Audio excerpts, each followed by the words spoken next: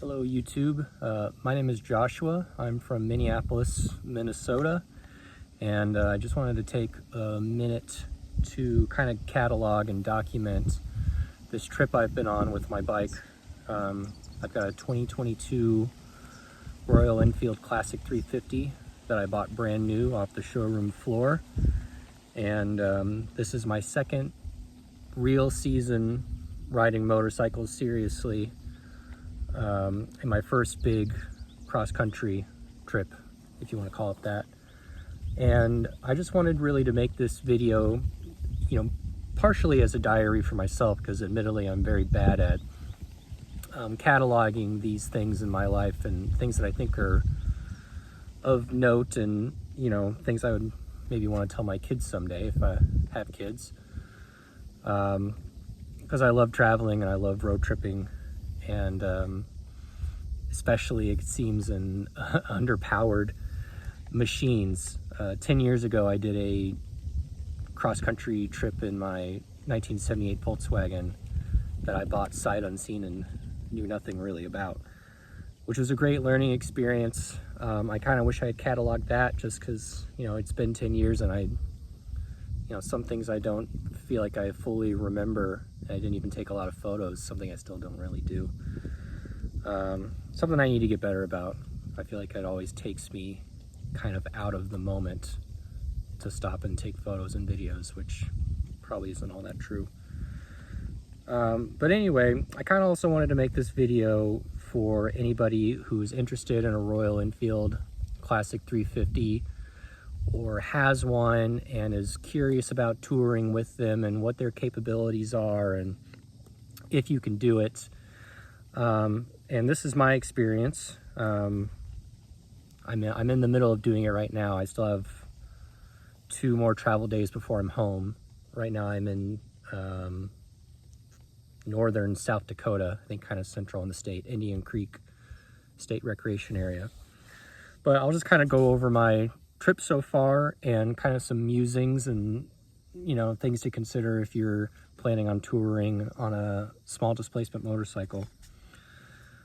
So I started the trip, left from Minneapolis and went to Lake Herman State Park, which is the very kind of southeastern part of South Dakota.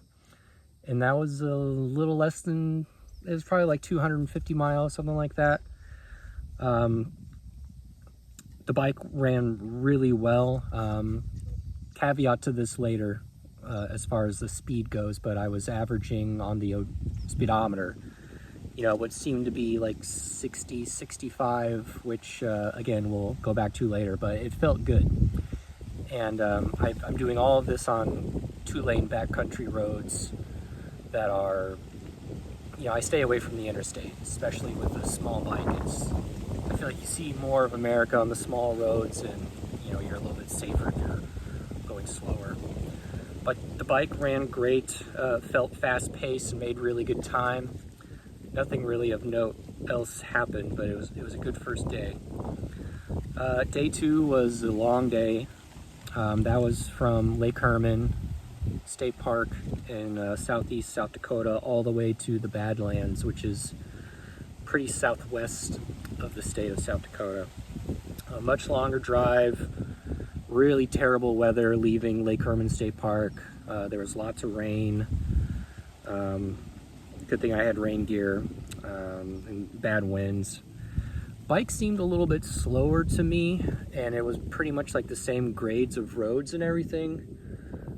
There might have been more of a headwind, but I was also curious if maybe I got some bad gas. In South Dakota, there's a lot of ethanol added fuel. It's like, up to 10% ethanol. And I try to run premium in my bike, but, a couple places I couldn't avoid getting some of that. So meditating later on down the road, I felt maybe that the ethanol might have had something to do with it. Another interesting thing happened was once I was out of the bad weather and back in the flats, nice long stretches of straightaway through the plains and the ranch lands, I did get some sort of stinging insect, a bee or a wasp, I don't know, but it flew up my sleeve in my leather jacket. I had the zippers down to kind of let some air flow through, and scooped up something that didn't want to be scooped up, and it really stung the crap out of my forearm. It's looking a lot better now, but you know, at the time I pulled over. Luckily no one was behind me because it was a bit of a chaotic pullover. Struggled to get my jacket off and try to find whoever the culprit was, but couldn't find it.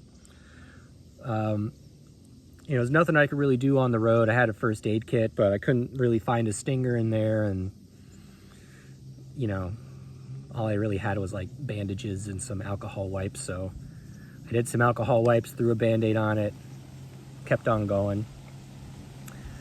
And the ride was difficult even still. Probably about 50 or so miles outside a wall.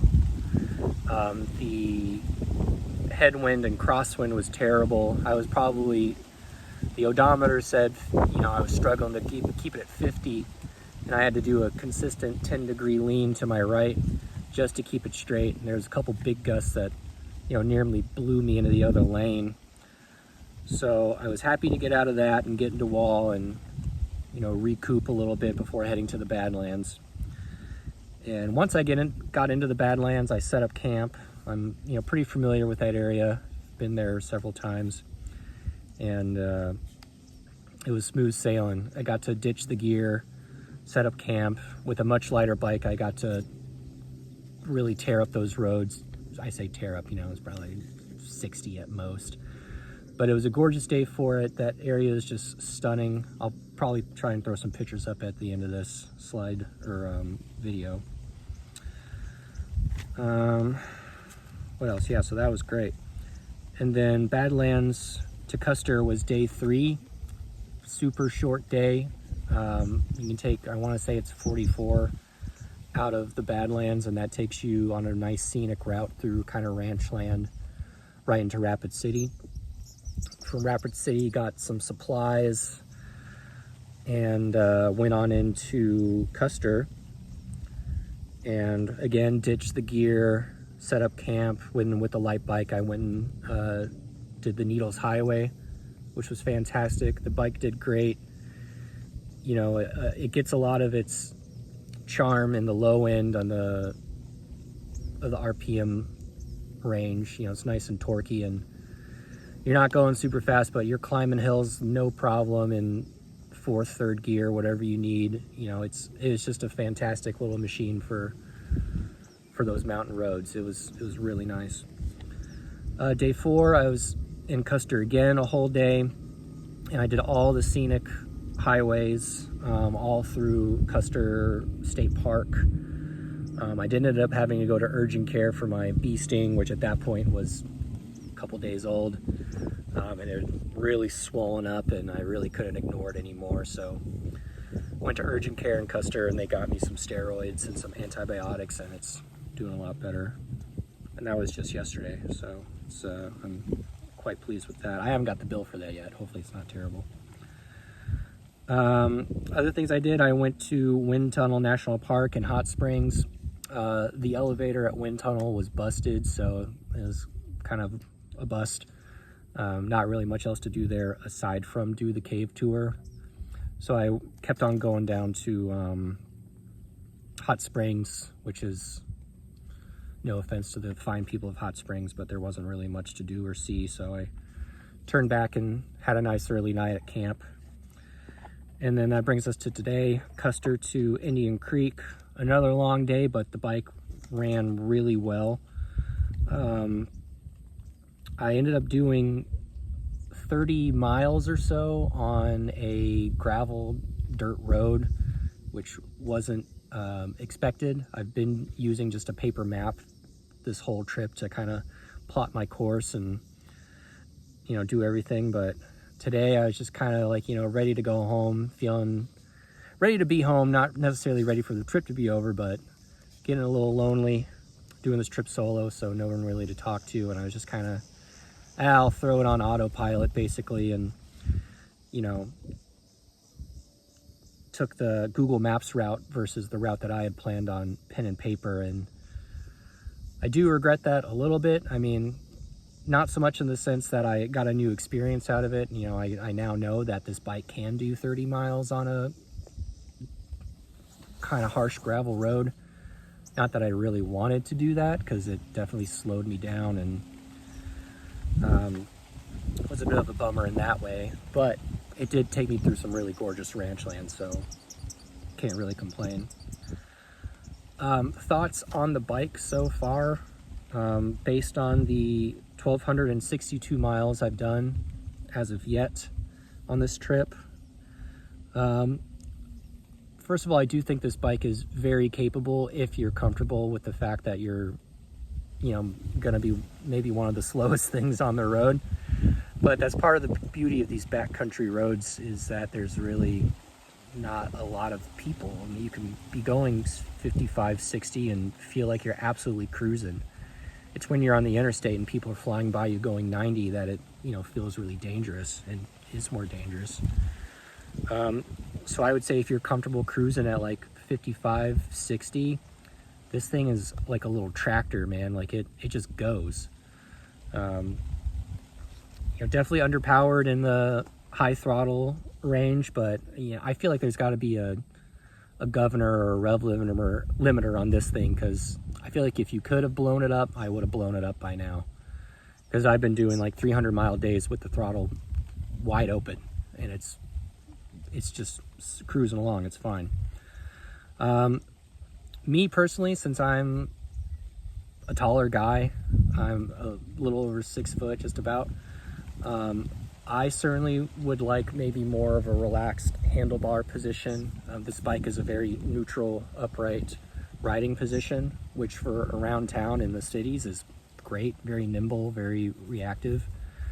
For long cruises like this, I wouldn't mind being able to lean back a little bit, have my handlebars, you know, kind of more relaxed, kind of rabbit ear style, or less dramatic than that, you know, like chumps. Not ape hangers, but not rabbit ears, somewhere in the middle.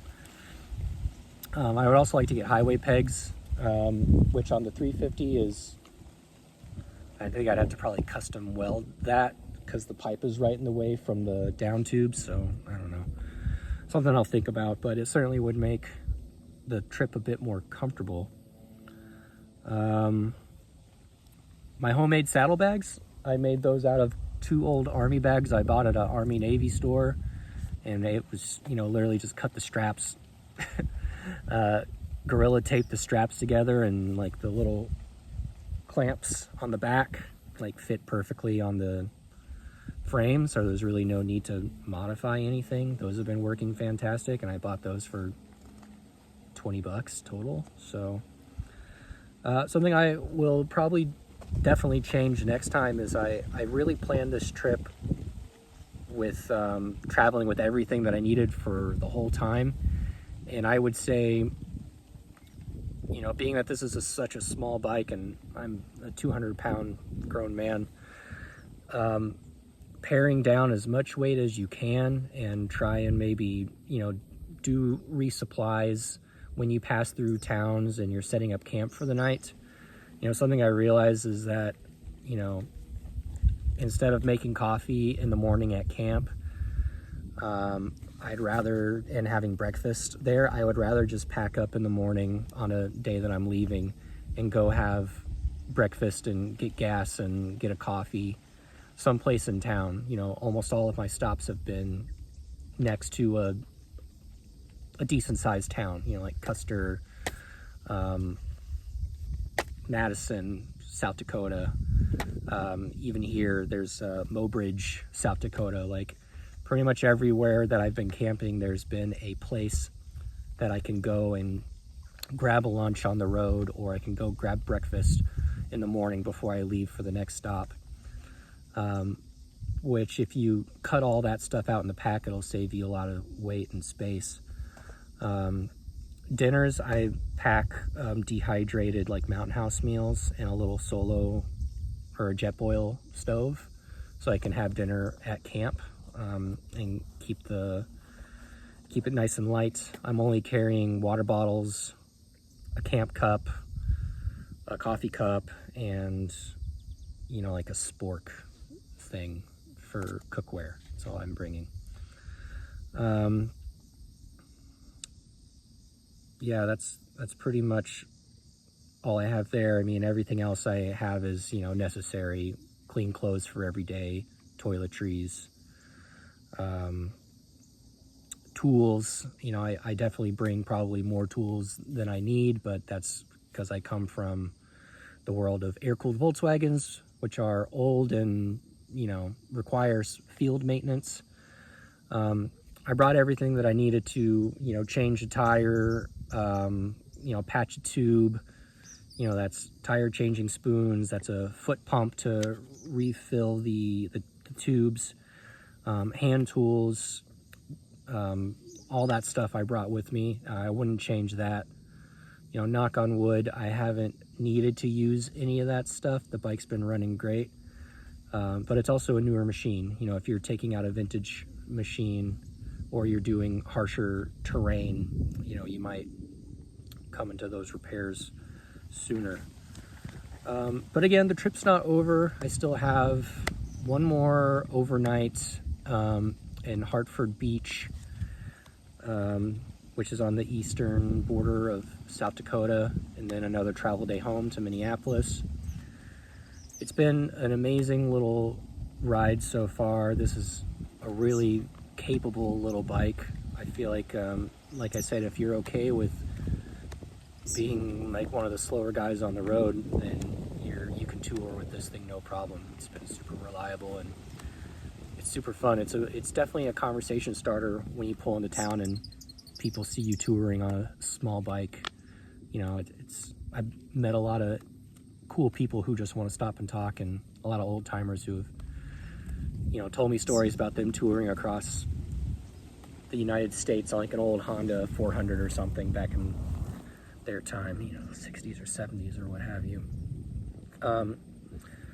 One other thing before I leave, something I noticed today. Today was really my first day that I was using my phone as a navigation guide, and you know, Google Maps has a little miles per hour calculator in the bottom corner. And today I realized that the speedometer on the bike is on average about 4 miles per hour off of what the GPS is saying. I feel like I'm more inclined to believe Google Maps since there's satellites and stuff involved and, you know, technology. So something to take into consideration too.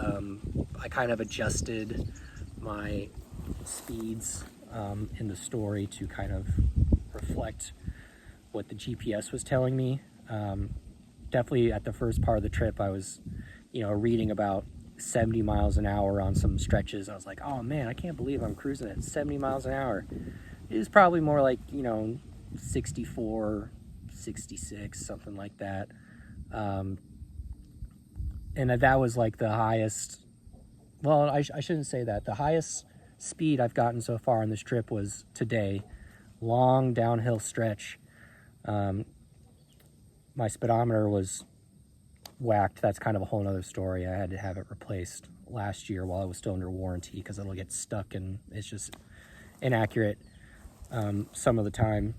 But, you know, I noticed today at one point the Google Maps was telling me I had gotten up to 74, which was really fun, but I quickly realized that going that fast, the engine seemed to maybe be backfiring or something. It wanted to kind of jerk a little bit, which leading me to believe that it was misfiring. And so I you know, stepped back and went back to about, you know, 65, 66, something like that, and smooth as butter, no problems. So yeah, hopefully that wasn't too rambly. Hopefully, if you have a Royal Enfield Classic 350 or you're thinking about getting one, this has been helpful. And we'll see if I have any more updates in the next couple days after I make it home. But so far, so good. And thanks for listening. Hello again. I am back home in Minneapolis, safe and sound. I decided when we left, I was in Indian Creek State Recreation Area in the central northern part of South Dakota. And after reviewing my remaining trip itinerary, I had like 2 really small days left of riding before I was home, and I decided, you know, I'm having fun on this trip, but I am kind of ready to be home. You know, riding solo is definitely a little bit lonely. If I had a companion out on the road, I think I might have stayed another day, but I was just ready to be home and see my fiance and 2 cats, so I decided to do a long day home. So I skipped my camp at Hartford Beach on the border of South Dakota and Minnesota. And I had some issues sleeping the last night. I woke up at like 3 a.m. and couldn't really fall back to sleep. So, you know, I kind of laid around in bed. I had service, so I listened to some YouTube videos on my phone. And then, you know, basically waited for the sun to rise, and I packed up and I took off. I think I was on the road by like 7:30. And it was a rough start. There was a lot of lakes in the area and a ton of fog once I left camp. So bubble shield kept getting condensation on it. So I was, you know, basically had to put on my hazards, slow down to like 35 miles an hour, and continuously wipe off the bubble shield. Put on my rain gear because the condensation was so bad. It was getting, I was getting soaked. So that was a little rough until the sun finally came up high enough and burnt off all the fog. But the bike ran really smooth. Minus, I noticed my front end brake started to kind of wobble at highway speeds, which I put a lot of miles on the bike so far, and I haven't had to change the brake pads, so or maybe they're dirty, I don't know. I'm not really super concerned about it. I have pads. Once I clean the bike off, I'm going to inspect everything and make sure everything looks good. Service reminder light came on, that little blinking wrench, which again, I think that's based off of mileage or engine hours. I don't think it's, you know, it's different than the check engine light, which hasn't come on. Again, the bike's been running great, no issues, even a really long day like yesterday for me. You know, it was a 7:30 start and 4 p.m. end, you know, just straight riding, and really was cruising. I mean, doing like 60 the whole time, and especially once I got into Minnesota and the sun was out, back on some more kind of windy, fun roads. It was a good time. Total miles for this trip were 1,647.9, so just shy of a 1,700 mile trip, which I think for the Royal Enfield Classic 350 is a really good, really ambitious first touring trip. And just to kind of summarize, because I know this is, you know, part motorcycle diary, part can you tour on a Classic 350? You know, I think absolutely you can. I really had a blast doing it. I definitely plan on doing it again, albeit I will make some changes to the bike. I'm definitely going to get more relaxed handlebars. I did some research and I saw Royal Enfield has touring handlebars, so I'm going to check those out at the shop and see what they look like, and think about getting those.